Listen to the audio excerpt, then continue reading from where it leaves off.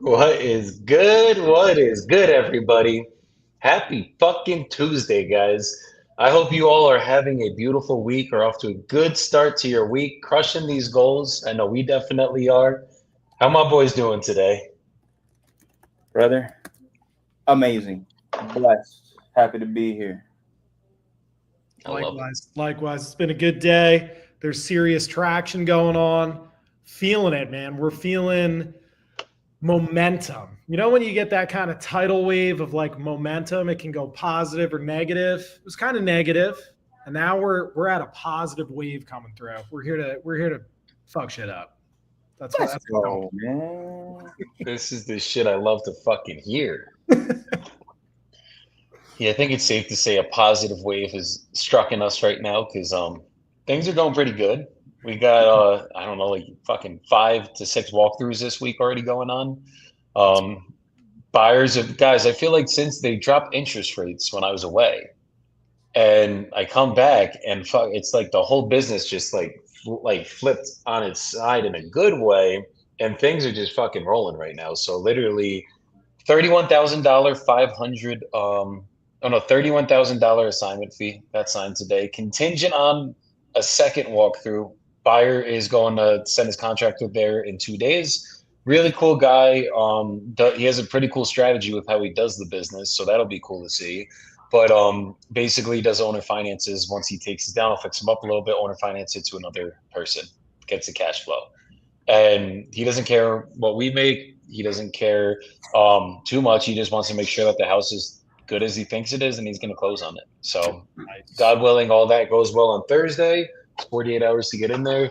I'm going over there Thursday, and he's already sent a deposit tomorrow. So, Let's go. good start to the week. And we have a deal me and Nelson locked up in Pensacola that you guys saw get locked up on this live, I think. And this one we have two buyers right now. One person just made an offer sight unseen where we're going to make 10 grand. The other one is still at a higher price where we can make 30 grand. So we're just kind of waiting on that one. We have to do one walkthrough for this one. Sellers are super strict because they're old and sick and getting either Alzheimer or dementia. So we're basically just making sure that everything's good on that end, that we can get in there. We're going to set up a walkthrough for that, and God willing, everything will go good on that one, and we'll have some more assignments here shortly. Let's go. Do we have just because we're basically I mean we're starting a new month. It is November 4th at this time. Um, do you guys have like any projections of either assigned or not, but just projections of kind of where you guys are at so we can ensure that we're all kind of on the same page or on the same track to hit this 1 million under contract? Yep. So I'm going to add it all up. Right now, I'm projected. This is basically like if we assigned all of our deals right now, we have 119,623 in contracts that are sent to Dispo, which means we already have photos. We have 15,000 in ready to market that we basically just have to put up onto Investor Lift. We just got the photos of those, same thing. Or we're still getting photos, everything else. And then we have 80 to 50 on another one. Actually, this one is bigger than 8250. Hold on. What's Novation? 51,500 minus 35,000? Say it again. 51,500 minus 35,000. That's 15,150, right? 16, 16, 51,500 minus 35K? Yeah. 16.5. Okay. So instead of 82.5, we have 16.5. So in projected of what we can close out of the contracts we have right now, it's 151,123. Actually, fuck. There's still two more up here. Hold on. No, that's a good thing. Jordan, you adding up too? I'm gonna do a quick add up. Yeah. Do you have a property in Jennings, Missouri you sent through, Jordan? No. It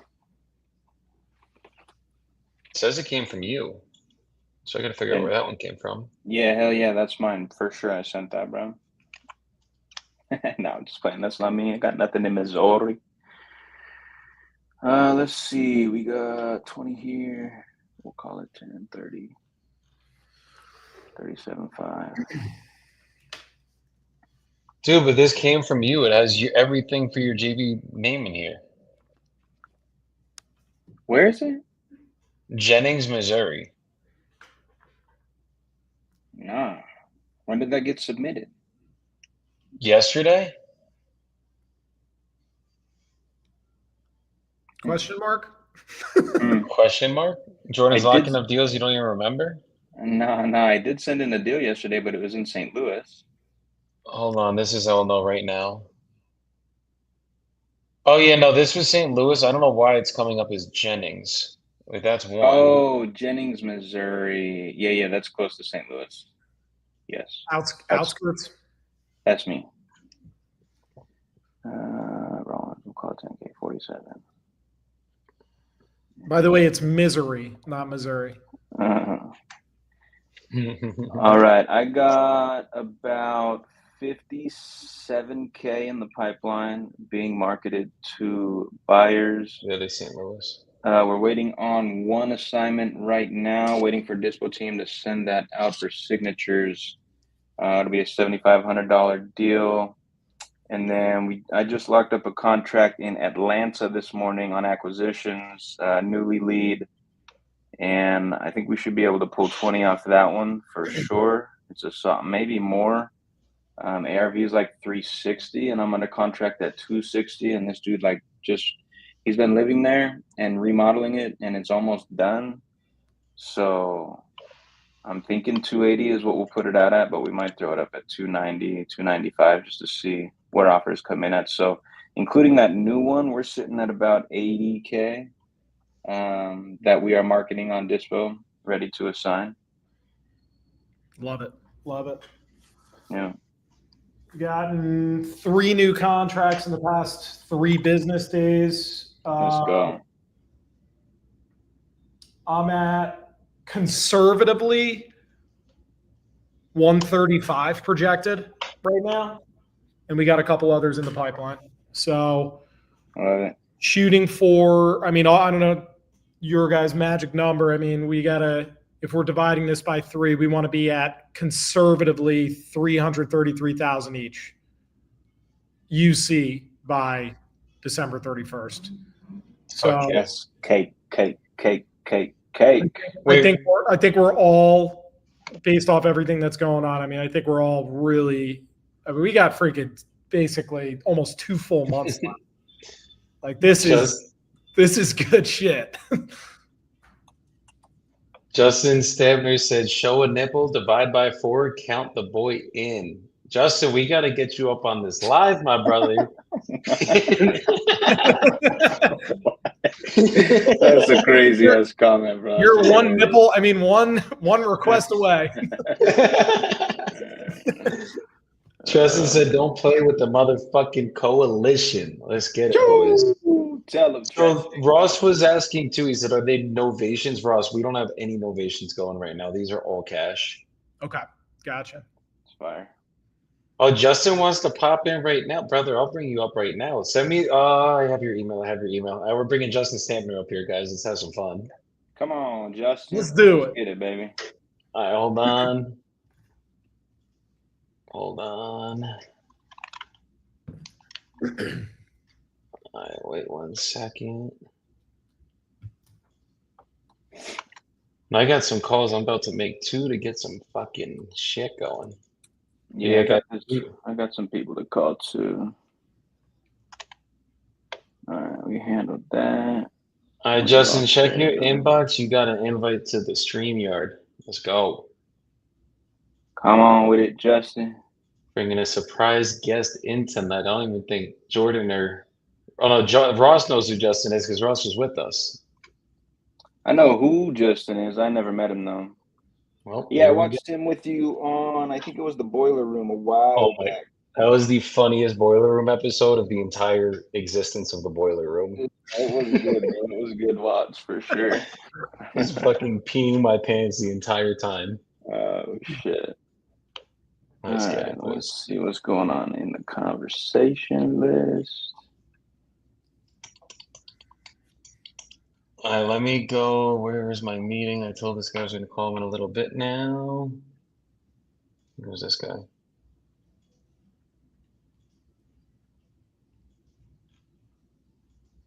Let's get it. Oh, he needs a contract.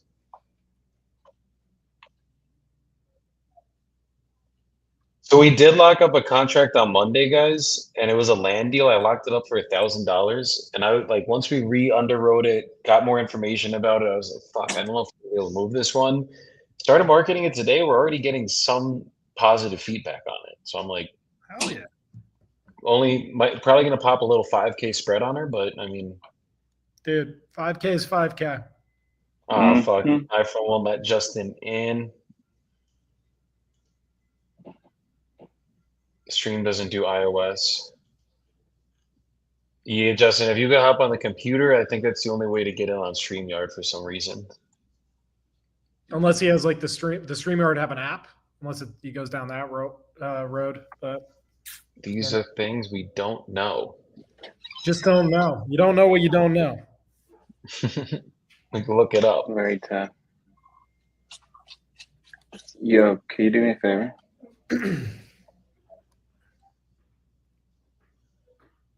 Nice. I love it. Oh, he's can't, baby. I'm traveling. Endeavor on iPhone. Yeah, 5K is 5K, bro. Justin, we're gonna plan one, bro. We're gonna have you up here. We're gonna have some fucking fun. That we're gonna do. All right, so let's real quick. Let's do some quick math of all projections, just so we have like our inclusive numbers. So Do I count my assignments too then? Because I didn't talk about the assignments.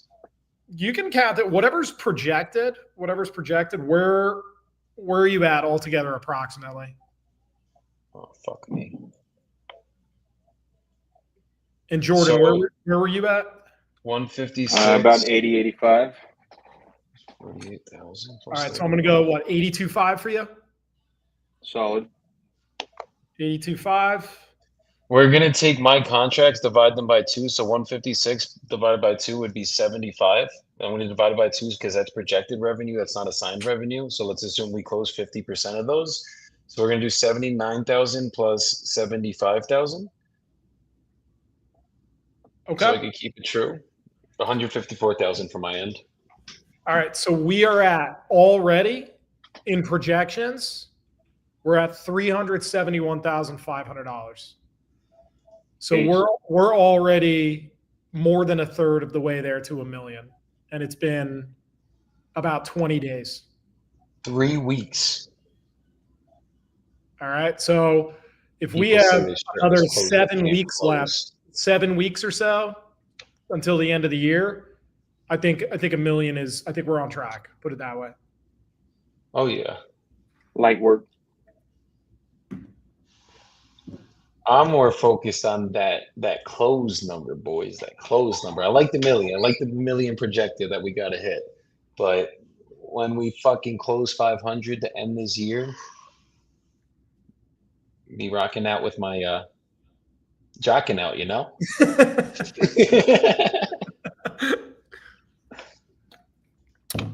That's what we're really gonna be doing. What's this guy's name? Senor Jones. All right, you guys got. You said you have follow-ups. Yeah, we have some appointments set. Gotcha. All right, fuck. I gotta reset the lead connector app. Sometimes it be fucking up. Lead connector, go high level. Fix it, please. You're fucking with my money right now. It fucks with my emotions. Don't be getting all emotional, bro. I'm trying not to, okay? Rick, what? What the? Tristan, I am absolutely using Fuse AI right now. Got the whole coalition on it, baby. Come on. The whole coalition and the fucking appointments have been getting set like a motherfucker. I think this week so far, I'll tell you guys my appointments in a second.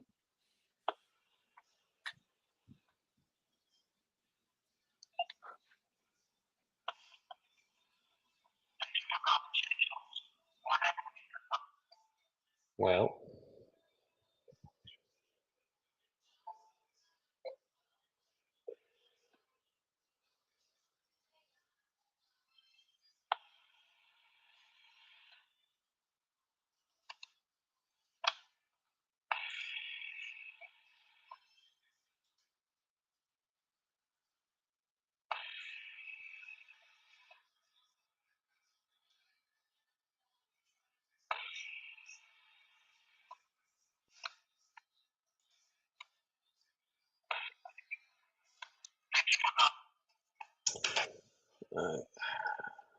appreciate the value of the lot. I had anyway, and I did get a reverse mortgage on it, which works out very good, so that if I do some kind of deal with somebody who wants to buy it, or I'm working on some joint ventures, we don't have to have a mortgage payment until we're ready to sell it. Oh, that's great. Do it with an option, or put it into a living trust and separate the life estate, depending on how we do it. Okay. So the appraisal was during the hurricane, which took me 7 months. Oh, geez. During the hurricanes last year, from about May to the end of December. It had a discounted appraisal because of a little roof damage from the hurricane. Okay. For $1.4 million, and I was 82, and I'm 83 now. And good for you. Right, and the reverse was $700,000. In the appraisal, Good for you. $150,000. Can you make room for an opener? 6. Okay. So you're. And that brings because the realtor. What's good, brother? It's still the opener. Supposed price and divided by the living area of the house. Okay. They don't care that if you got almost 800 square feet of a 3-car garage, that doesn't count. And the land, because I developed this small plot with 21 houses on it next to a golf course. The golf course lots are 10,000 square feet. Our smallest lot is 15,000 feet, and most of them are over 20,000 feet. Mine is a pie-shaped waterfront property on the bayou, shallow waters of the bayou, looking at mangroves, only about 60, 70 feet wide, 1.5 feet deep. So even during the hurricanes in the last 40 years since I developed the area, water comes into the yard because I don't have a seawall, but it doesn't come anywhere near the house that's built to 11 feet above sea level. So when I showed the brokers that we had so many, you're in Arizona? Yeah, I'm in Phoenix, but we do a lot of deals in Florida. Okay, well, if you know anything about the people that got creamed by the floods, some of them haven't even finished a year ago from the second hurricane, third hurricane, but we had 1 tropical storm and 2 hurricanes. And they haven't even finished their house, or they got caught in what we call the 50% rule here in Florida, where you can't get a building permit if your damage exceeded 50% of their assessed value of the house. Okay. So what's the story with yours? Do you fall into that category or not? No, I just had a little bit of wind damage. I have 2 atriums.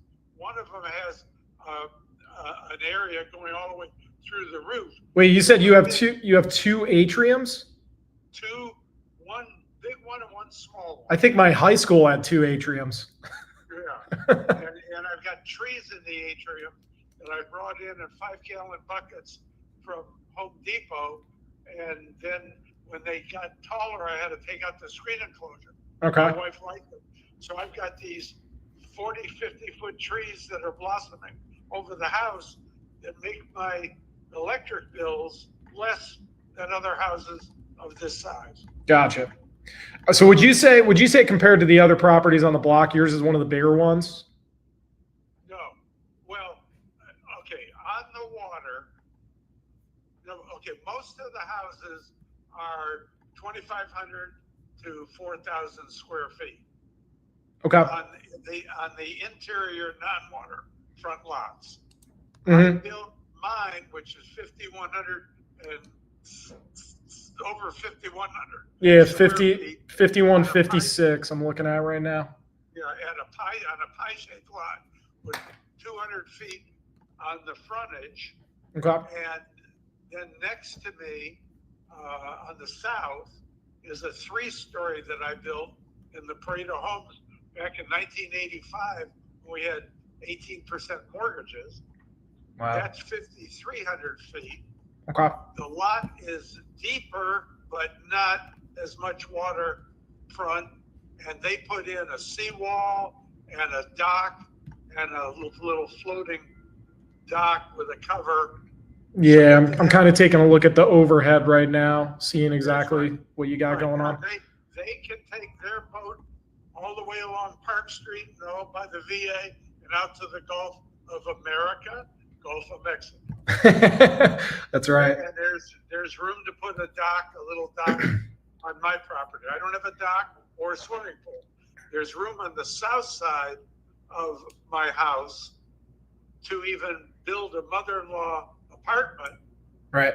And if somebody wanted to live in the main house and they built a mother-in-law apartment and I moved in there and they're in their 50s, we could keep the reverse mortgage in place by putting it into a living trust. Gotcha. Where we segregate the life estate and they have the remainder interest. So that's the type of thing. I'm an old elder law attorney and a real estate broker. Okay, yeah, I was gonna say you sound like you definitely know what you're doing compared to the normal people that I talk to every day. Right. So the ideal target for this is somebody 50, 60 years old who got their house creamed in the storms and didn't want to stay there. Right. And they can have a nice private waterfront property. You can't see into the houses next door. The lot is over 60% of an acre. Okay. I have an appraisal from 2010, I think, when I was doing refis, because I had Washington Mutual Loans, the biggest bank failure ever, and that was $1,150,000 on a $350,000 lot. Now the lot's worth $650,000, and there's room to build. Okay. And the house needs some repairs. Realtors want to tear out everything and put white plastic. I said, look, I've been a builder. We've done over 2,000 houses. We want to find a buyer that says, and ask them, what do you want to change? When do you want to change it? So this is going to kind of slim down the buyer pool significantly. So you're saying that they have to be pretty much an advanced investor, and they might need to be. Okay, now here's the deal. It appraised for $1,400,000. I'm looking for $1,250,000. Okay. I will do it with 100. Are you a cash buyer or flipper or what? We do everything, and if the deal doesn't work out for us, we send it to our private money people. We have builders, developers. We do literally everything. It just wherever the numbers make sense. This would be good because wait here. I want to. When you just mentioned building, 2 doors north of me, which is just outside of our subdivision, on these real deep lots. If you're looking at the aerial, they go all the way up to Burning Tree Drive. Right. One of the builder friends had a 7,300 square foot, 3-story house.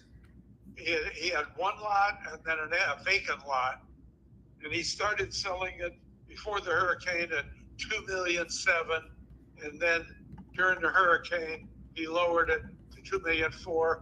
Ended up selling it way after the hurricane for about $2,100,000, $2,200,000, but not the lot. The $700,000 for the separate lot. Then 2 doors to the north of me, in my subdivision, there's a house that's almost 8,000 square feet on 3 of the lots, 2.5 acres. Okay. And that has a tennis court and a pool, and that has not been on the market since they finished it 20 some years ago.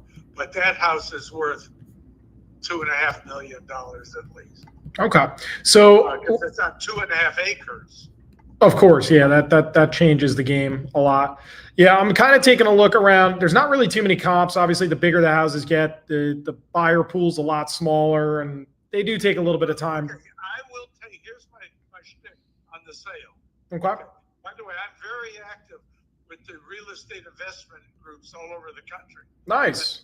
Seminars on reverse mortgage. In fact, I'm showing people how to do reverse mortgages on rental property. That's awesome. Creating a living trust, give them a life estate. You can own it. You can do it on a single family, duplex, triplex, or fourplex. But anyway, beautiful. I'm looking. Here's my deal. What you got? $1,250,000, $150,000 as an option deposit directly to me, not an escrow. And then we can leave the reverse mortgage in place. It'll keep growing, but they don't have to pay it off till they go to flip it. And then I can put it into a living trust in the meanwhile to avoid probate if I die. But I give them control of the property. I need a couple months to move out, and I can find another place, or I'll take another house and trade. Like, do you have any other houses here on the west side of Pinellas? We can, if you gave me your specific criteria, I can connect you with one of our team members. So or if you have people that have rentals and I move into one of their rental houses, or a duplex, triplex, or fourplex, and they can get a reverse mortgage on that, and I'll just be a tenant, but I can supervise and get it where they can get a reverse mortgage with no payment. Example, let's say somebody has a triplex and it's worth $800,000. okay. They still owe $200,000. Mm-hmm. Okay. We put it into a living trust. I get the life estate. We apply for a reverse mortgage. If it's $800,000, we'll get over $400,000. And that'll pay off their $200,000, give them $200,000 in cash. And they'll have income from me and the other two rentals. Okay.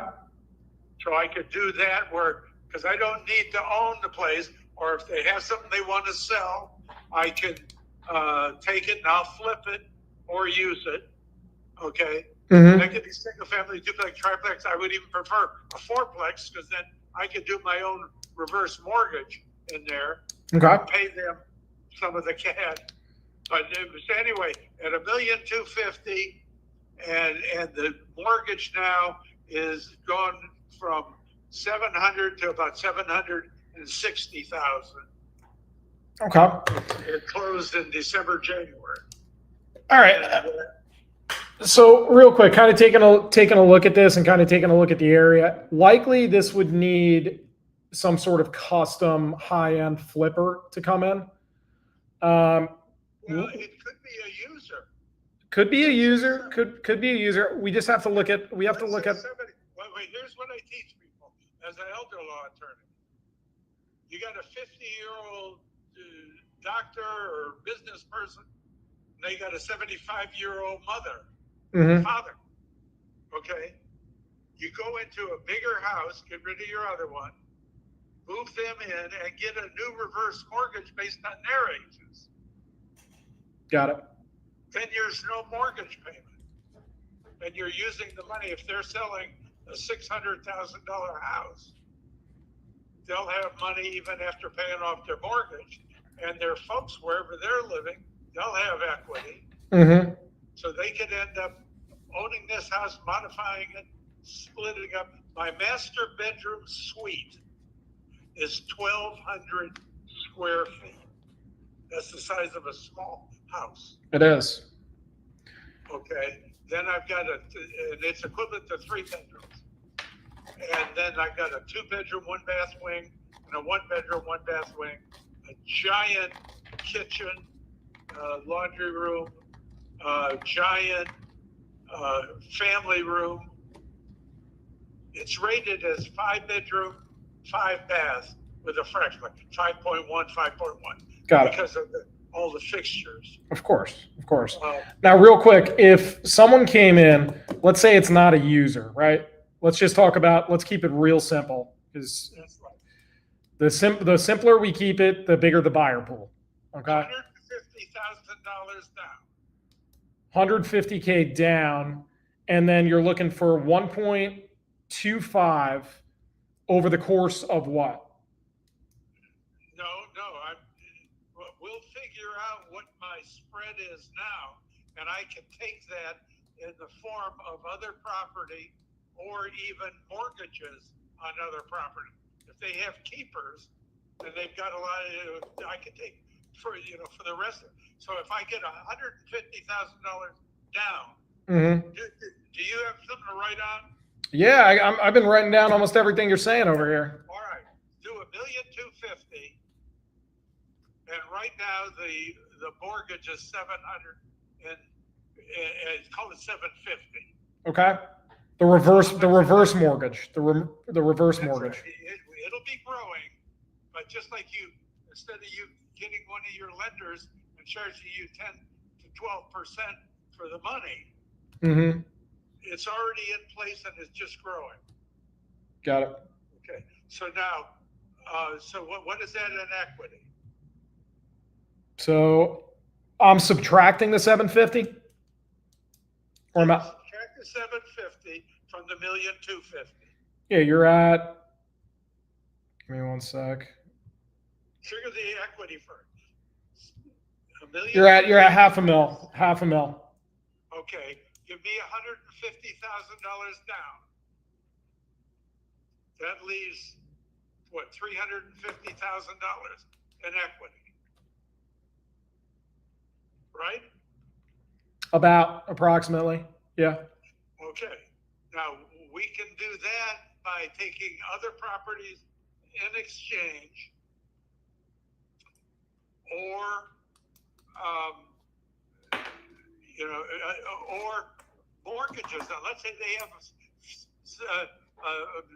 a bunch of other houses that are almost free and clear. So if I took a total of 350 in first mortgages at maybe a 70% loan to value ratio, and do it with it could be a 30-year amortization with a 5-year balloon. Got it. That way, they're using the current properties. They're putting 150 cash plus whatever they want to spend in fixing the place now.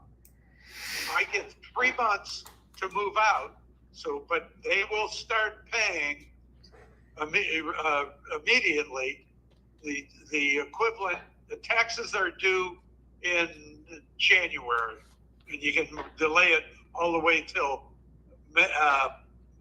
March, the end of March. Okay. So, and then what's your mortgage monthly, all in PITI?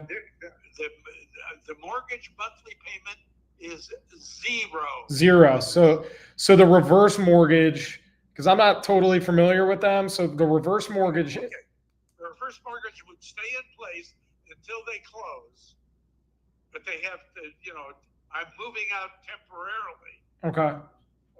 So it still stays in place. So it would be interest accruing. That's going to be their problem when they go pay it off. The real estate taxes are due in January through March. My real estate taxes, because in Florida, when you're homestead, there's a credit against the real estate tax, and there's a 3% cap that it can't go up more than 3% per year of the assessment. Okay. Whereas if you bought a property, I built this 40 years ago, and 41 years ago, and my taxes are $9,600, $9,700 a year. Whereas the guy next door he was the third owner of my 5,100 square foot 3-story brick colonial. He bought it over 4 years ago, probably 5 years ago, for $1,450,000 or $1,450,150, Okay. something like that. And his taxes are probably $25,000. Yeah, so you're getting a big break. You're under 10K a year for taxes. That's completely reasonable. The biggest thing is people coming in just coming in with 150K because most people want to put down as little as possible. When it's less than 10% of the value. I get it. But when we get up to these larger value homes, do you get what I'm saying? Like it's up to these. It's up to the. Less than 10% of the value. I get that. I'm in total agreement with you. I'm just saying when they look at 150,000, they're looking at, do I want one massive property or am I going to take on 6 other projects and which one's going to yield me more return on investment? Does that make sense? This is a high class area that didn't flood. That's awesome. That's great. Okay. So that's going to be a great selling point. I think the hardest thing is the buyer is going to be really, really specific, and the pool is going to be small, which works against us. But if we can find the perfect buyer, Yeah, but if I'm willing to take another property and trade or mortgages on the property and keep the cash down, so let's say that they put $200,000 into improvements, okay. and the house would be worth $1.7 million. Do you think it would be 200,000? I mean, you got 5,156 square feet, and if they're going to be doing high end, do you think it might be? They're going to think like a realtor, let them fuck themselves. No, I'm just saying. No, I'm just saying cost of high end material and bathrooms and like marble floors and all that.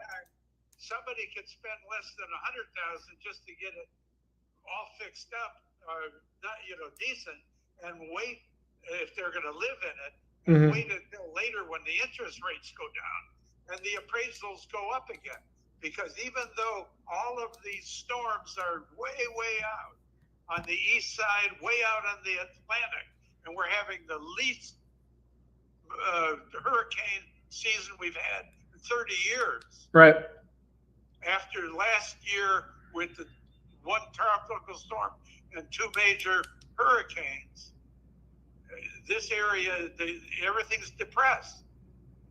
Yeah, absolutely. Have you now? Let me ask you this: have you gotten any offers or any sort of like I have several cash offers between 900,000 and $1.1 million, but a lot of them were wholesalers. Okay. I wanted you to sign a silly goddamn piece of paper. Uh-huh. The attorney looks at and say, "Oh, you're going to put $20,000 in an escrow fee. We don't get it till closing, and you want to look at the house and then give a proof, and then I got to be out in 30 days, and you're paying cash."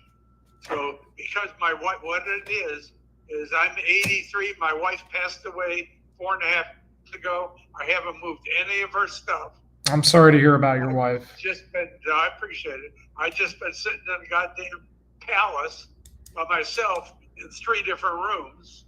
Right. There's not even enough rooms to go in every day. Well, no, because I had a lot of offers from the real estate exchangers and the RIA people, but they were overpricing their house and underpricing mine. They were thinking like, wholesalers. Mm-hmm. So the ideal thing, but I need a partner to clean the place up, to do a fancy showing, to get a local buyer.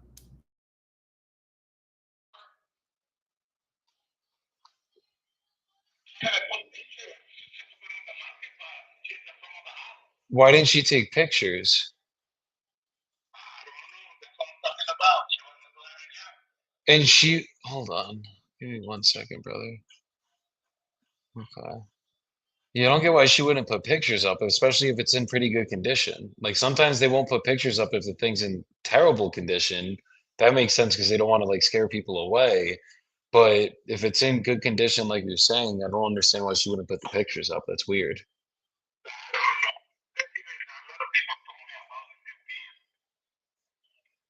Yeah, that's a weird one. Okay. Okay. And is it something, so there's no mortgage you said on it, right? No, like I'm saying, I'm losing the money. I'm losing the money right now once I sell the house because I put $30,000 out of my pocket. Understood. Okay. And do you have to split everything 50-50 with your ex-wife now? The first $50,000, I get 30, she get 20, and the rest we go 50-50. That's how the court would say. Okay. Is it something like looking at the numbers here? I'm gonna make you an offer. I gotta just like really dive deep here. But if I'm gonna do it straight cash, or if you're gonna sell it to any investor straight cash, it's definitely gonna have to be lower than the 285 because that's basically straight retail value. That's what an end buyer would pay for it if it was listed, and then you would have to pay out the commission. Is it something that you're negotiable off that price if we could get this done cash and get you guys a fair number for it? If you give me a fair number, I take it. If you're not, you know. Can I hear it now before you say it so that I know? No, just messing with you, Yeah, brother. because sometimes the house, they think the house is sitting on the block. It's a real house. Yeah. No, I'm seeing You know?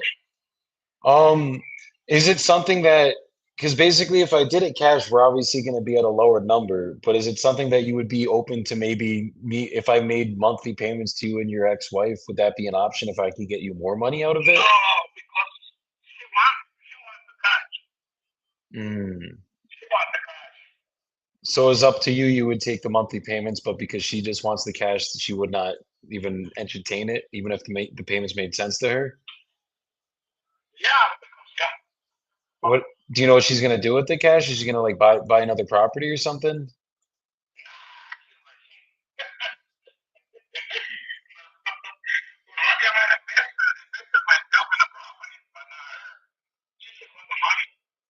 Hmm. Okay. Because sometimes, like maybe if I could talk to her, present it to her, if you were cool with it, then maybe we could work out the payment side. Because like it's a nice property, and doing it that way, I could get you guys more money in your pocket for a fact. Yeah, the only people what they can do is just get her money out of the way, and the rest of the money I can get payments myself. Okay, so Depends on how many payments we can do.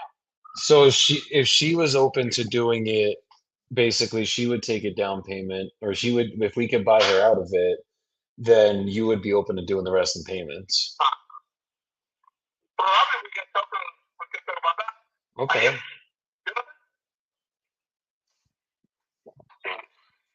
We could look into that. Because basically, I'm gonna go run my numbers really quick. I'm gonna put you on a brief hold. But basically, there's like three Uh, properties, same size, if not bigger than yours, in your neighborhood that just 275, 265, and 265, and those all sold with agents. So those sellers probably netted probably something around, let's call it like 238,000, something like that. oh no, Like that's what they oh walked no, away with after they paid the commissions to the agents, they paid the closing costs and everything involved with the transaction. yeah, it's too low. Yeah. So give me a Yeah, second. Let me run my numbers really quick. I'm just gonna place you on a quick hold, and then I'll tell you exactly where we could be for an offer. sure. Okay, just bear with me, Hector. I'll be right back, brother. So it's not an ovation because he wants retail. Probably could be creative. I'm thinking there might be someone that could possibly do a DSCR and have him finance the rest, pull some money out of it, and kind of do a Morby method on this. The only issue is we got to pay out the fucking wife, and if we pay out the wife, that basically has to be 50%. So like, let's say I could get him at, let's say we were at 280 on what he's asking for, 270, let's call it, right? Divide that by two, that would mean 135 grand would have to go down. Someone, let me see something. 275 is what I think this would appraise at. Okay, let's call it 265 to be safe. Yeah, it's gonna be too tight on that way because it's 185 is what they could pull out of it. So somebody got a mortgage for 185. We're trying to get creative on them tonight, guys. This is what we're doing here. He's willing to take payments. The wife wants her money in cash. Exactly. So if I can convince the wife maybe to take some of it in payments, like basically if we did a Morby method where somebody basically pulled out a loan for 185 down, right? The only thing is we'd have to wrap his payments, and that's where the issue might come in because it's basically 11, give or take 1100 a month PITI. And then the question is what could this rent for? 2800 though. Fuck. So if I'm at, let's say I was at Put the address in 275 the private. divided by 2, that's 137 divided by 360. I could even give him some yeah, this might work, bro. This might fucking work.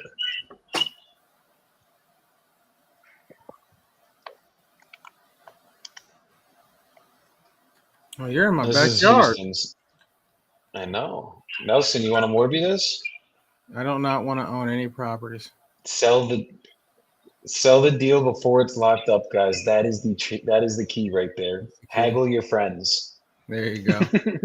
I know this area all too well. How much does he want for it? He wants 285. It's like if it was gonna sell on the market, it probably would sell for like 265, 265, 275. But I mean, he does have a bigger one though. Yeah, probably like 265, 275. So if it's worth 275, right? Let's say somebody could pull out the SCR loans.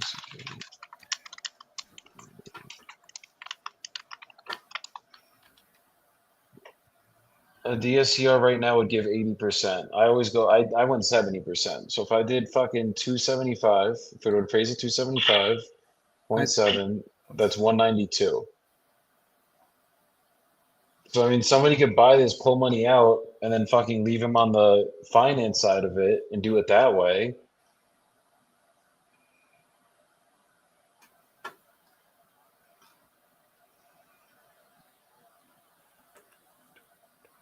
They'd be able to pull out about 135, 57 grand. They would be able to take out of it, which that would be cool. He's willing to finance it, but the question is fucking. I think 50% down is just too much. Always.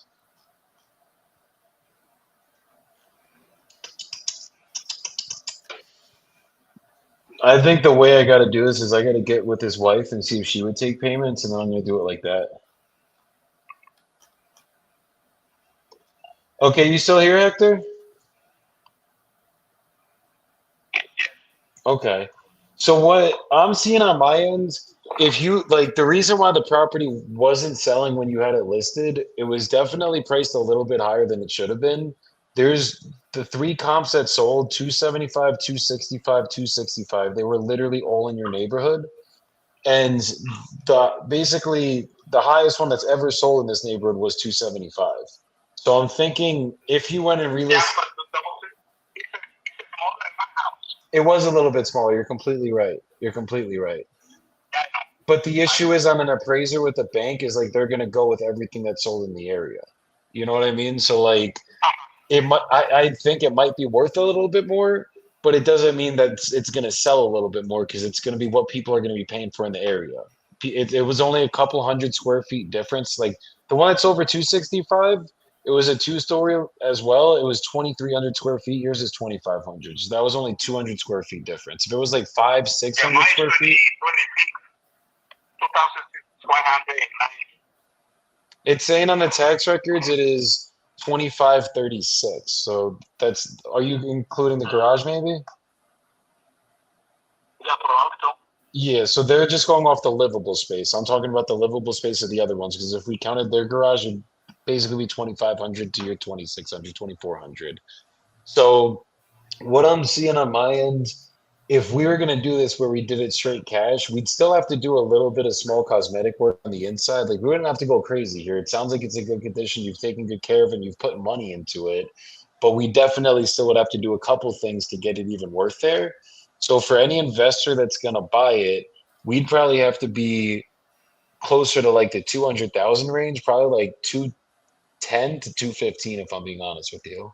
Oh no, oh no, Yeah, oh so no, no if way. if we fully cashed you out, like mind you, you're not taking any money over time. This would just be straight cash. How close do you think you'd be able I to know. get to that range? Like no commissions, no 275. nothing. The lowest I can go is 275. 275. Okay. Yes, A- sir. And if you can end up selling it for 275, because if I'm like you probably could sell it on the market for the 275 to have somebody come live in it. But if you can end up getting it cash, what is going to be the next plan from there? For you? Okay, and is it like a time thing with the court? Like, do you have to sell it in a certain amount of time, or do they not care when you sell it? What does that look like?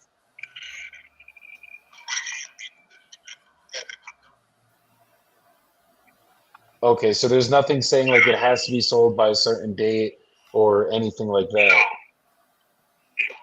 And your ex-wife would be fine renting it as well?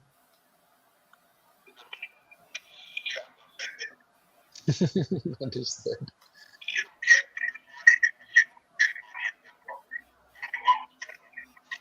Understood. So what if I know you said she's not going to be too open to taking money over time, but is it something that maybe me and you and her could get on a call, or even if I called her myself, whatever you think would get through to her a little bit better? Because I could probably get closer to that 275 if we did it in the payments. We just got to get her on board to be willing to take it. Do you think there's any, I mean, worst Yeah, case, she but tells me no, and probably if you come up with a good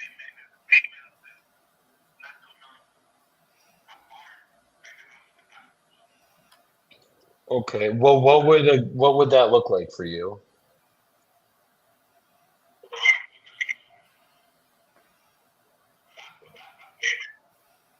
So like 130,000 down?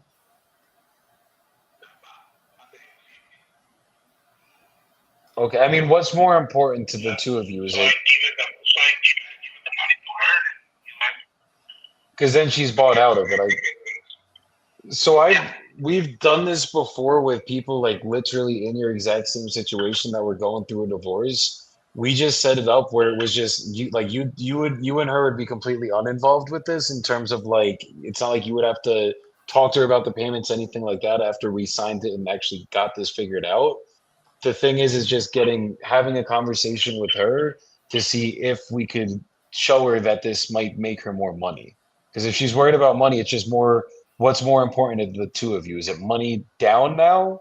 Like, does she need a lump sum, like genuinely need it? Or is it just getting more money out of the property, getting money over time? It's just for her, it's just getting the money at once. Got it. Got it. Because the hard part's going to be is getting her out of it fully with getting the money at once, like getting a 50% down payment, that's like that's a hard one to pull.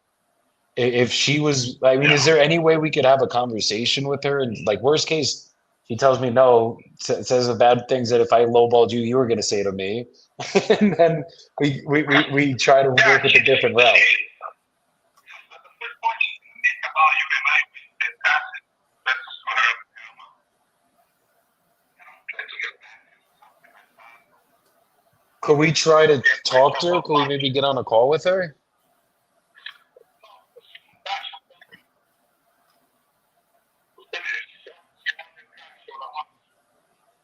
Has she been offered it before then, I'm guessing?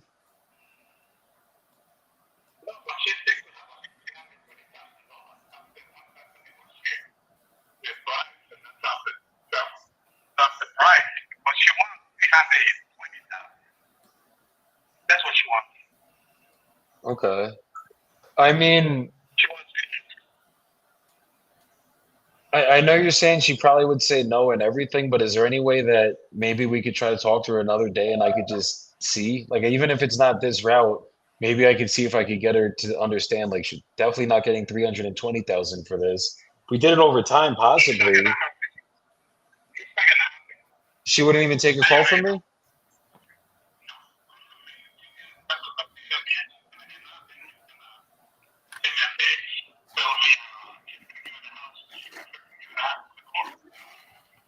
Really? So she would prefer nothing than Yeah. than working a deal out that made sense for both of you guys. Yeah, because she didn't want me to lose the house. That's crazy. Yeah. That's like I'm saying. Like, you don't care because you don't spend money down. I come up with $30,000 out of my pocket to pay it off. Yeah, that's insane, brother. Is And it I'm losing the money. so basically like you're thinking if I did try to call her myself, like not with you involved, right? You think she would just get mad at you then and then basically just tell you to give it to the court essentially? Yes. Yes, because she's going to think about you and I I just me. Okay. Yeah, that's how she's. Understood. So it's basically like you can only sell it cash. That's the only way to do it, or find someone that could come up with half down to buy her out. If we could buy her out, then we might be able to work a deal out with you. Yeah. Okay. Well, let me. I'm gonna take this to my team. I'll see if there's anything we could do on that end to buy her out, and then if we can, I'll circle back. I mean, regardless, I'll circle back with you in the next day or two just to give you an update. But let me go talk to some of my people, some of my investors I work with, and see if there's another way to work this out for you. Okay. Okay, perfect. Well, All right. I appreciate your time tonight, my brother, and hopefully we can figure this out. One, if there's a will, there's a way. We just gotta find it now. Oh, yeah. 100%, 100%.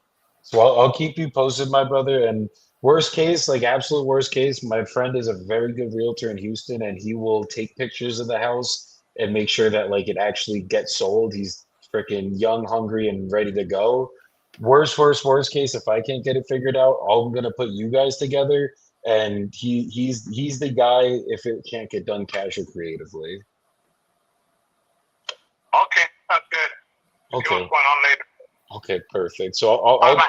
we'll be in touch, Hector. You take care, brother. Have a good night. That's fine. We tried. I think it would work as a Morby method. I just need to talk to some of my Morby method investors that I know that fucking do this shit and see what they think about it. Because normally it's like you want 20, 30% down, take out the money. But like if I bought this as a Morby method, if I could do it where like we could structure it and I didn't have to put any money down and then I could cash flow on this shit, I'll buy a property in fucking Spring, Texas. Nice. Because like mind you, I don't have to put 50% down like of cash. I just need to find a lender that will do it for me. So we'll see. We'll see what we could do. Maybe bring it up. Is he going? He's going through a divorce. He's going through a divorce, and he's down to taking in payments. Divorce leads, I think, I don't know if I want to say they're the worst, but they're usually never, there's one party not making it easy. That's for sure. I know. Yeah, that's Oh, the one party can kill the entire thing, especially if they're doing it on purpose. They're doing it maliciously. Which a lot and of it's them, funny because at the beginning I asked him, I'm about to cut you off, Russ. At the beginning I asked him, like, fucking, are you guys good? Like, are you guys on amicable terms? And he's like, yeah, no, we're really good. I'm like, cool. So you guys be on a phone call together? Yeah, man. I'm like, okay. So I tried to get her on, wouldn't get on. I was like, let's just take him through the process, see what we could do.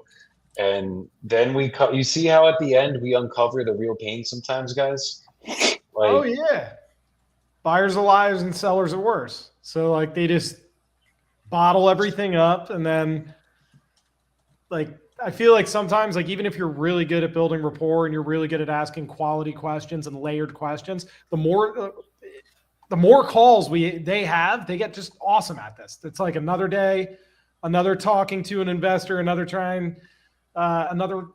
guy I can try to get up as high as possible.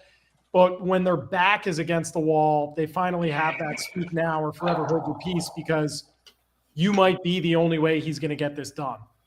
Maybe he's only talked to only inexperienced investors, you know? Most So, people hear that and they're like, nah, dude, like 285, not a lead, not a deal, moving on to the next one.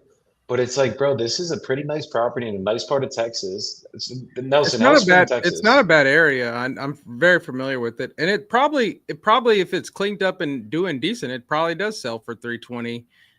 If you leave it, there sitting long enough. But so 275, it's not the best price for it, but obviously our job is to hook it up. And like you said, you got a real estate investor friend, right? So if anything, you could send it off to him. Maybe he gets it sold and you get a nice little kickback. But like I think what Ross said, this is a lead that you put in the follow-up and you just keep, because she'll eventually want some money better than no money. And then, if he hasn't sold it and you keep following up, where That's the really money's what at. it is. it's just trying to get, it's trying to get her on the phone. Like the hardest part is like you have his goals, your goals, and now you have her goals. And you have to find this like, Alignment. you're walking this fucking tightrope. And if one of their goals is way too far left field, it'll never make it happen. It'll never make sense. And they're like, well, I can't do it then. And then the whole thing's just fucking dead until reality kicks in, which might take 6 months, a year, 3 years. Like, But I want to be there when it happens, right? Like I want to be the one that they finally do come to their senses. Wife will take, maybe he's saying she wants 100% down, right? Like she wants fucking all of it at once. Dude, if I could get her to take like 50% down of her shit, that now we're talking, I'm only like 25% down on the entire deal. Now we have a fucking better deal we're looking at, where as long as they don't start bringing up the bad word of the I word, interest, ugh, then ugh, then, gross. then we might have something to work with, right? Yeah. So it's just looking at stuff like that. Jordan's probably sitting here like, fuck you right now, Joey. How are you telling him fucking 50% down when you just told me no to $27,000 down on your deal? No. Trying to figure out a situation with this buyer. I'm gonna have to call him. What happened? I finally got the seller to sign this extension and get us access to the property. He would not give us access. Had to commit to Yeah. $1,500 EMD. Blah blah blah blah blah. Tell the buyer. He's like, yeah. Now I actually need 4 extra days on the inspection period so I can get multiple buyers in there. I was like, bro. Buyers? So yeah. So we're not. So you're daisy chaining me. We're not doing that. And if you're doing that, you're putting $1,500 down, and it's non-refundable. That's it, bro. That's it. That's You get one crazy. inspection. Yeah, it is crazy. So That's crazy. we're gonna have to call Mr. Javed and get a little jersey on him. You know what I'm saying? Let's go. Show them how we do it out there in Utah, the Salt Lake. Get a little Utah on him and break out the Book of Mormon. Be like, sir, I'd like to read you a scripture. Yo, you will not. Jordan, if you do that, I don't know what I'll do. We got to make a bet on that. You got to do that. Jordan, look at that fucking sunset, Ross. God damn. Dude, AZ sunsets are no joke, bro. I know. nice. I mean, I got my nice lights behind me, but like we're the mountains are too high to fully see the sunset here. Like they're nice here, but like you don't get that. Yeah, it's pretty cool. This side, like the South Mountains out there. So you got the mountain straight ahead, you got sunrise to your left, and then you got sunsets to your right if you're on the balcony. That's fire. That's motivation to wake up before the sun rises. Every day. I always wake up confused. It's pitch black. I'm like, is this like the 2 a.m. piss or the 1:30 a.m. piss, or is the day starting? Where do I have to fucking go? Yeah, that drives me crazy, bro. You see, Yeah. my thing now is I wake up once the sun's risen. So like I don't set an alarm, guys. I'm a fucking lunatic with this. But if I wake up and the sun's not out, I'm like, fuck. Like I wanted to sleep through the goddamn night. If I wake up and the sun's out, I'm like, all right, we're good. I could go. I can wake up now. Yo, did you, speaking of risen, did you guys hear? Christ has Hmm? risen. Yeah. Yeah. Just had to throw that out there. Little dad joke. That's your I love word me a on the good dad street. joke. You, my Jewish self didn't get it. Oh my gosh, that's criminal. Good times. Good times. Oh fuck! All right, I got a guy I got to call back now. Let me find this conversation.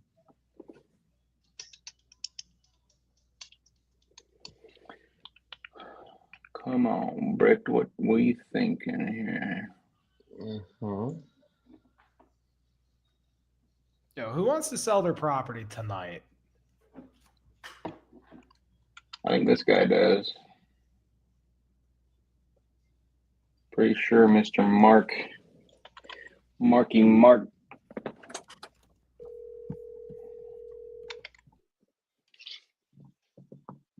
All right, let's call this guy. I have no idea where he came from. This is a Boston guy. Okay, let's see. Boston.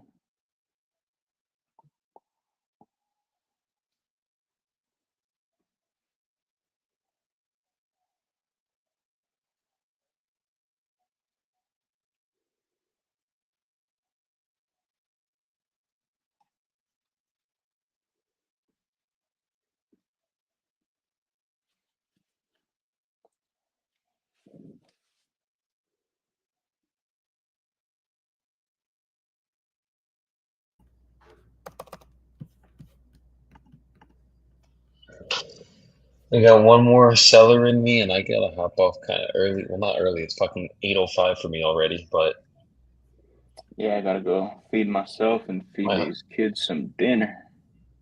my husbandly duties are calling soon.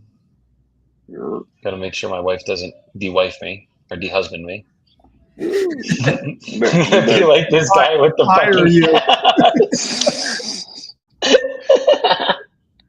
bit of brotherly Oh advice. Make fuck! sure you take that hat off before you walk back out and give her a hug, okay?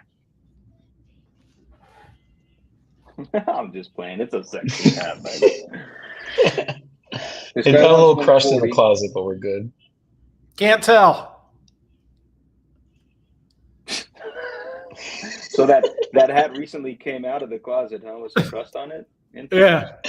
What happened there, man? A little confused. Oh, you're not the only thing that's confused. Oh my fucking Jesus, go. Yeah, you ever heard that saying back in the day where they would Yeah, tell people like, "Yo, get bent." It's like an old yeah, school. It's like a 1980s, lot. 1990s. Get bent. You know, that's exactly what Joey's brim did. Oh my god. Oh boy, got him. Caught me. Get him. Where we at? Where we at? Zachary. ARV, we're gonna say, what's it? Yeah, I'm gonna call my dude as well. I think. Nope, this guy's not selling his house anymore, so to stop texting him. My bad. Mhm. Mhm. Mhm. Okay.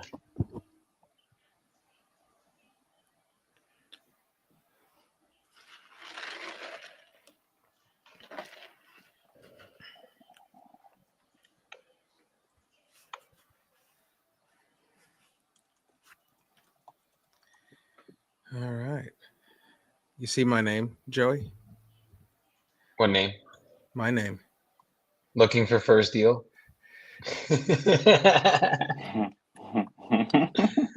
Yes, he is, guys. Nelson's been in the business for 6 years now, and he is still looking to close his first deal. It's okay. Oh God, I booked an appointment tomorrow, and I don't think I can make it. Hello. Hola, ¿cómo estás? Muy bien, muy bien. Joey's not gonna let us hear the Spanish, huh? Dang. Sí, yo, We'll see if we can put Ross up here and see. I think Ross unos is looking segundos. Yo estoy en la mitad de mi video vivo ahora. Yo llamo tú, dame. I'm the moderator. That's crazy.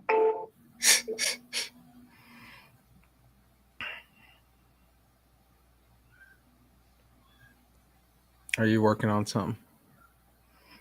Yeah, that wasn't a lead. That was someone community-wise. Latino community, porque yo hablo casi a fluido en español, si o no estoy bastante cansado como hoy. Means we're almost fluent in Spanish if I'm not tired like today. I'm like, fuck, what was she saying? Yeah, end of day, trying to do another language. Good luck. Yeah, welcome I to have a my hard life. time with English in the beginning and the end of the day. We know. Oh, fuck. Make sure everybody gets their tickets, by the way, for the event in Connecticut that I will be speaking at. It's going to be a gigantic event. If you're a wholesaler and you're looking for good buyers to work with or a good network to be in, that's the fucking place. That's the fucking place. So make sure you guys get those tickets. It's in Waterford, Connecticut. It is the 17th and the 18th of December. And yeah, we will be out there. I will be speaking. My shirt will not be on, and it will be a good time. And Nelson and Jordan and Ross are all coming, and they don't know yet. Yeah, Nelson is definitely not coming, but I will be supporting you from afar. Oh, Nelson's coming, guys. He already has his ticket booked. He's just lying. Don't I'm listen just to him lying here. to myself. Exactly. I'm lying to myself. Rita said, I would have went, bro, if you teach me Spanish. Rita, you don't need to know Spanish. There's going to be English speakers there as well. It's not only going to be in Spanish.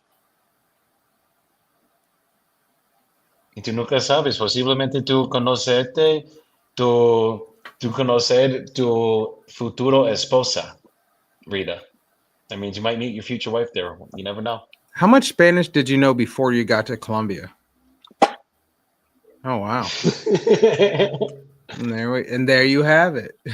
No, I was learning for like 3 years on Duolingo, like literally knew like hola and adios and rico and listo, but I didn't know anything more than that. Like I knew very bare minimum basics.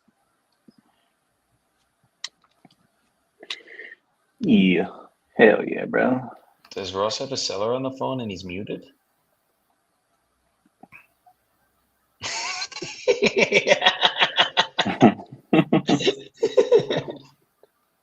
It won't let me unmute him. No, You he gotta muted unmute himself. yourself. Ross, unmute. He's just locked in going in Might right be a now. personal phone call. You never know. I don't know. He's locked in. He's double holding the phone right now. 2 hands. Scratching out a team out there, basically. I gotta get out of here, guys. We gotta do a fucking a soapbox. So who wants to start? Shit, I got you. I gotta pop off too. Apparently, this phrase was coined. Potentially open, maybe if he came down with a decent down payment, you could potentially sell or finance the rest. Seller finance? Yeah, like you'd be the bank. No. I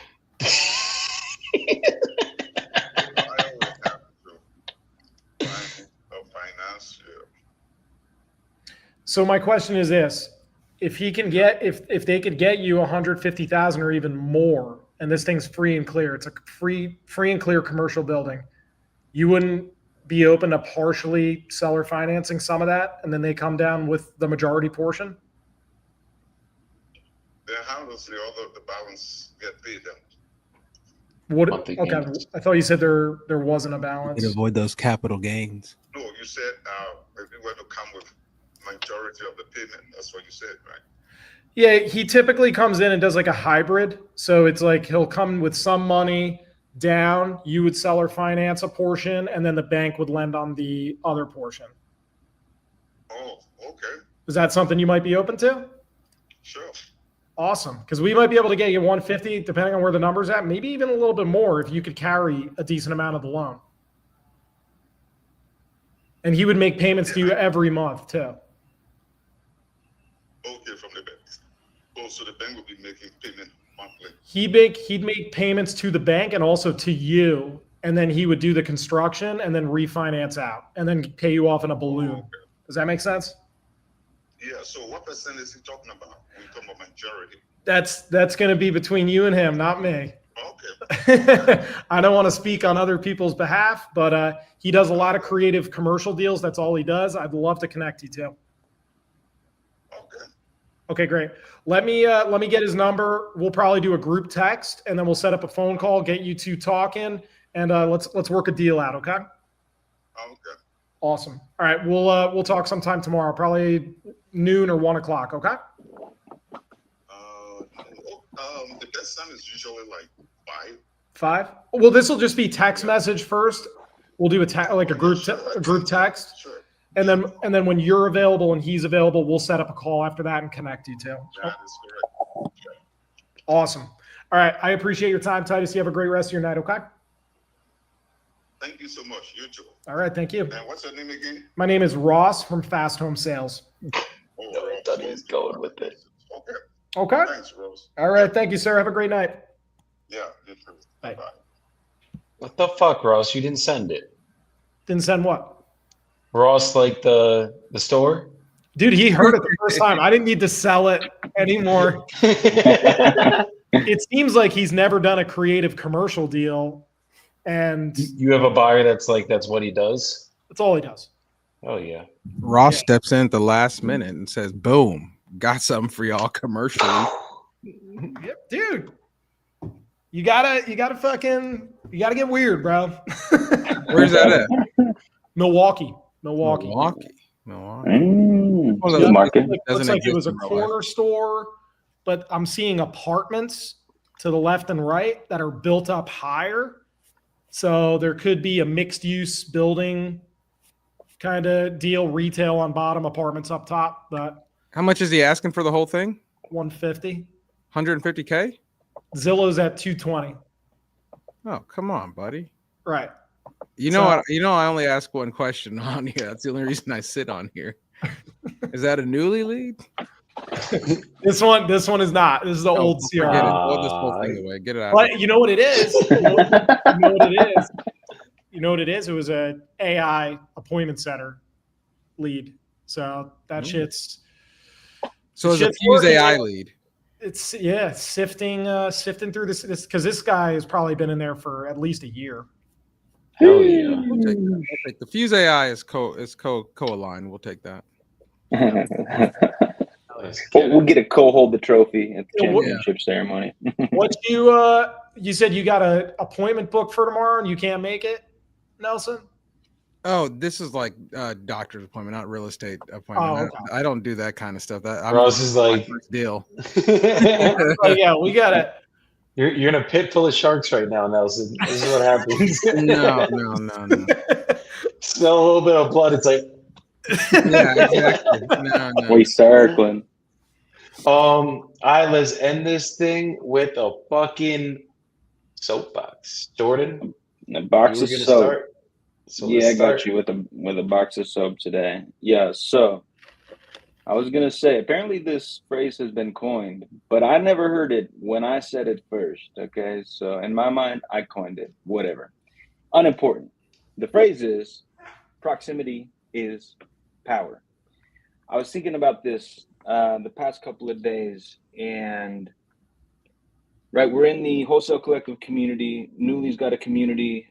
These are on school. The Wholesale Collective has a Discord. I've been spending some time in with some of the community members. I was in there all day today, just kind of shooting the shit, making calls with the people in there. They're making calls. Then I get up on here. I get on this call with Mr. Ross and the shirtless man and Mr. looking for his first deal.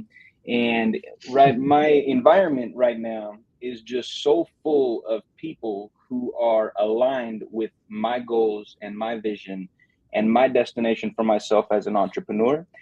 And I've realized that this proximity, for me personally, has been crucial for my growth over the past 6 months, because it's been holding me accountable in a way that's different than a friend calling you and being like, hey, did you do this morning? Right. Wonder who It's that like was. it's automatic accountability forced by proximity. And I say this to encourage you all. Obviously, yeah, hop in our communities because they're fire, but find a community, find a group of people, find anybody who's on the same path as you, spiritually, physically, mentally, financially, emotionally, right? Align yourself with those people, get as close to as many of those people as you possibly can, and then run with those people as long as your legs will carry you, because the more people that are aligned with your vision that you're working alongside, the quicker, in my opinion, you are going to get to those goals and to that destination. It's going to expedite your journey, and you are also going to help expedite their journey, because your presence is also going to be holding them accountable. So get around people doing what you want to do, stay around them. We won't call people in the world losers because everybody's different, but don't hang out with the people who are not doing dope shit. Okay. Go find the people doing dope shit. Spend as much time as you can around them. Manifest your reality. Let's move mountains. Love it. Let's go. Well said.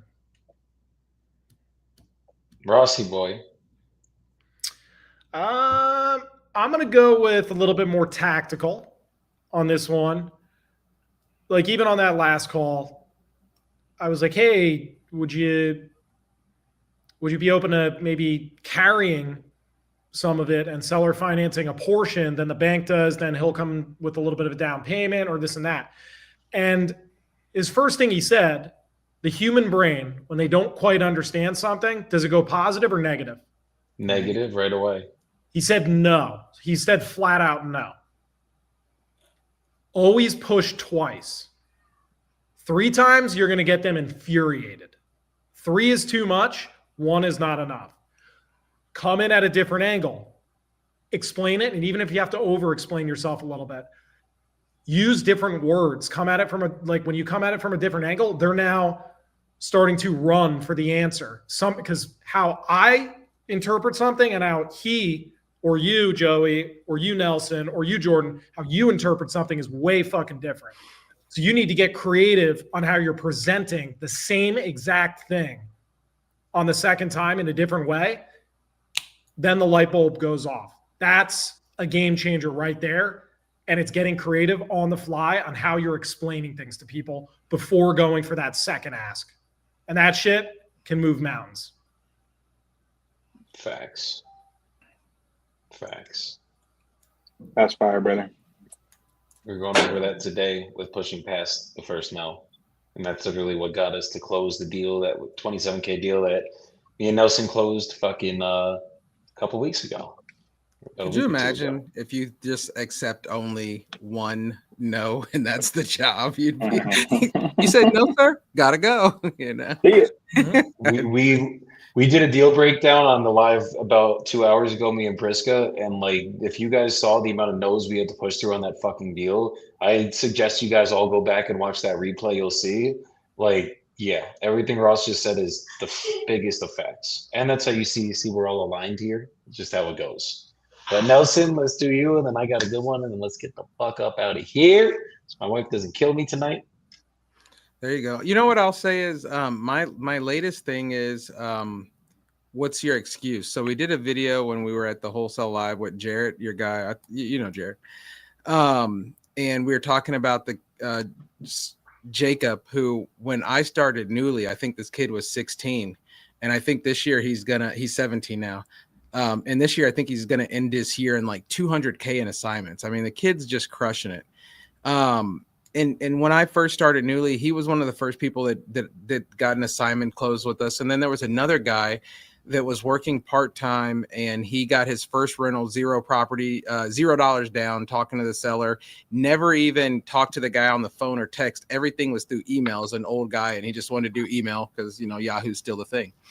And yesterday we had our first group call for Club Newly, and Keurig, who was actually at the Wholesaling Live event, he's been locking up deals left and right on Newly, and he just is closing on Thursday his first assignment for $7,500, and he's doing this part-time because he's a cop.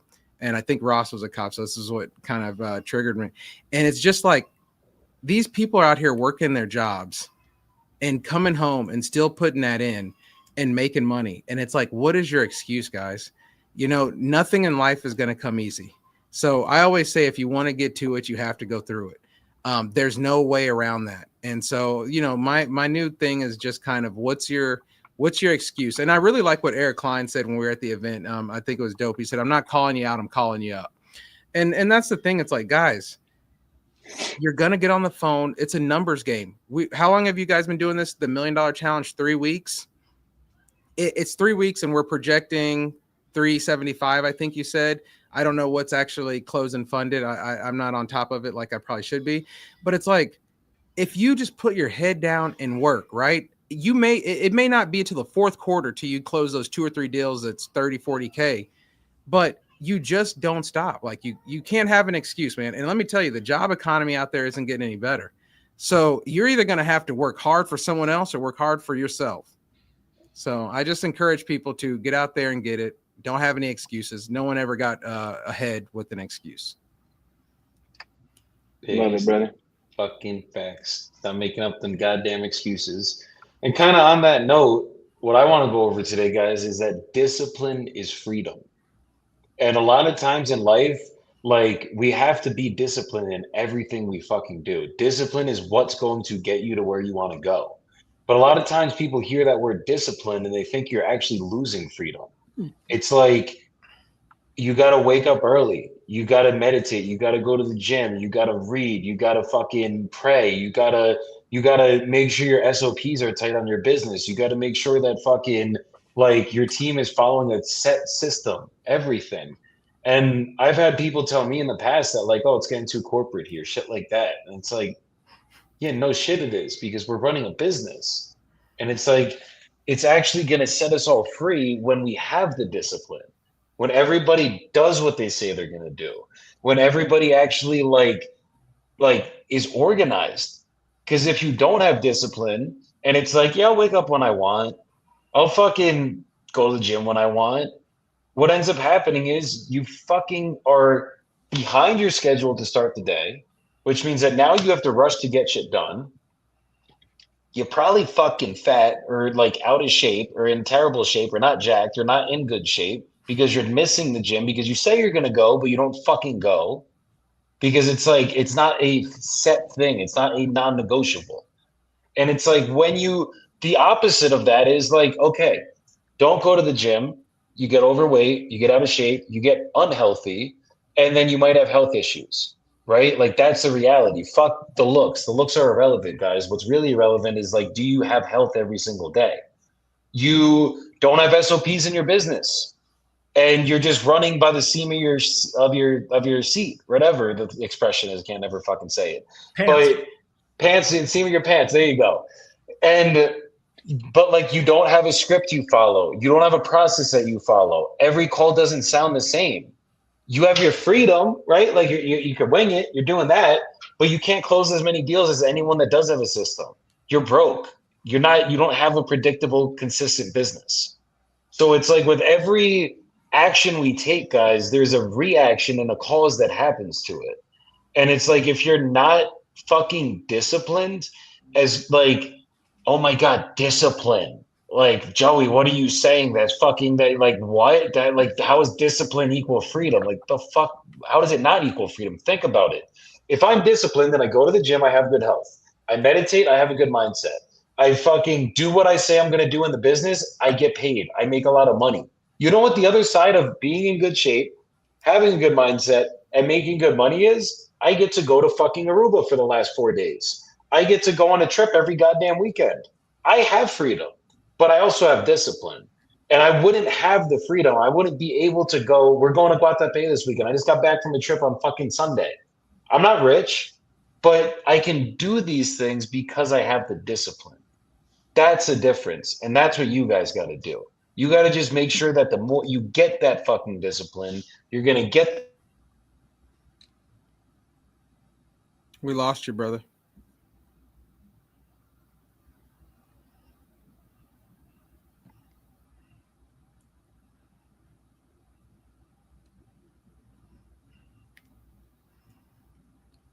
Ayo. You're muted. You hear me now? Yep. Yep.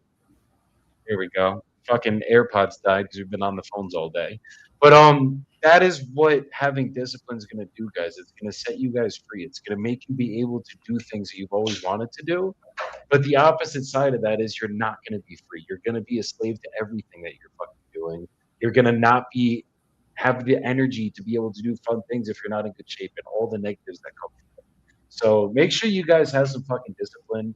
Make sure that you guys are just like every day just get 1% better. You don't have to be perfect, but you got to get 1% better every day. I made Jordan get his ass up and go to the motherfucking gym this morning, and I know he fucking hated me for it when he woke up and did it, but after he was done with that workout, I probably felt fucking good. And it's like those little things, it's like when I say it, it sucks. Like no one wants to be that guy to be like, Jordan, you got to go to the fucking gym this morning. Tomorrow you got to go again. Next day you got to go. When we can hold each other to that high standard and we can be disciplined with each other, hold each other accountable. I mean, fuck. Like Jordan's lost 30 fucking 9 pounds in the last couple of weeks, in the last 2 months. Like that's fucking discipline. That's a difference. And it's like that shit happens and guess what? Now he can look down and he's like, I'm fucking free, baby. You take your head off, you do whatever the fuck I want to do, and you're probably feeling better for it. So it's like that discipline is going to create freedom. That's what we got to focus on. I'll end on that. Love it. And Joey, brother. Joey, just real quick, certain people get turned off by the word discipline. Like I'm one of them because it just gets thrown all over the place now. It's all over social media. It's just tossed around. So you either start getting either angry by it or desensitized by it. But if you just break it down, it's literally daily, consistent, prioritized action. Every day is fucking Groundhog's Day. If you just rinse and repeat the same shit every day and you prioritize the actions you're taking, the results come. That's it. Daily, consistent, prioritized action. That's it. There's no rocket science. It's boring, similar shit every day. And that's what success is. I always say that people don't like 100 certains. So the certainty is if you wake up every day and you run a mile, you'll probably be in the best shape that you can, right? But there's always going to be, well, maybe if I just do 99 miles, right, I'll still be like just as good, right? People don't like certainties. And so I think it's one of those things where you just have to get out of your own way. Like it is what it is, right? You can't make it to from A to Z if you're just trying to always find a way around what is the certainty. Facts. Fucking levels to this shit. That's how it goes. So stop running away from the work. Stop running away from the discipline and just create the daily habits. You guys will be good. That's what's going to get you guys to where you need to go. It's the doing the little things right. Everyone thinks it's this fancy fucking shit. It's like, oh my God, like I'm just going to get that one closing style. I'm going to be able to close everybody. Like, brother, sister, it don't work that way. The only way you get good at this shit is from literally doing the boring work every motherfucking day, like Ross just said. That is how you do this shit. So I'm going to the gym every fucking day. And you go to the gym. Jordan didn't go to the gym. And then after that, he was like like these things didn't grow. This took fucking literally 10 years straight in the gym to grow. You know what I mean? It's like you're not going to just do one good call and you're fucking rich. It's right. Doing it over fucking time for years and years and years and years and years. And then you fucking get there. It works with sports. It works with business. It works with life. It works with every motherfucking aspect of life, guys. So make sure you guys just get your fucking discipline together. Get your shit together. Read the book Extreme Ownership. Jocko Willink, Lee Fabby. My whole team just finished it. Amazing fucking book. That's the second to last chapter of the fucking book. So get on it, guys. Add your reading to your discipline. Come on. Come on. Ready, fire, aim. Cash. Ready, fire, aim. That's it, man. Do and just think later. Figure it out. Pivot. That's how it goes. You got to be decisive. That's another chapter of the book. But we'll get into all the chapters as we get through these slides. So many chapters. But hell yeah, guys. Thanks for coming up tonight. Always a good time with y'all. Everybody else, go have a good rest of your night. Go crush your fucking goals. Go get your goddamn discipline in order. And I will see you guys back here on Thursday. Peace the fuck out, y'all. Later. Later, y'all.